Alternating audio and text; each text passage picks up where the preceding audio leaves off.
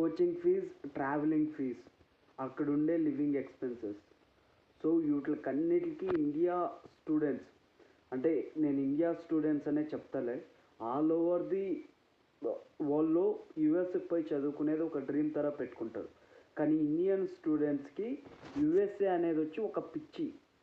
అంటే ఎట్లా అంటే ఫర్ ఎగ్జాంపుల్ యూఎస్కి పోతే బెటర్ లైఫ్ చిక్తుందేమో, యూఎస్కి పోతే బెటర్గా బతకచ్చేమో అనే ఒక ఆలోచన మీద యూఎస్కి ఎడ్యుకేషన్ లోన్ తీసుకొని వాళ్ళ కెరీర్లోనే one of the biggest liability ఇది.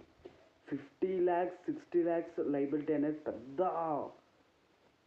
చిన్న అనుకోవద్దండ. అది ఒక మిడిల్ క్లాస్ వానికి లైఫ్ సెటిల్.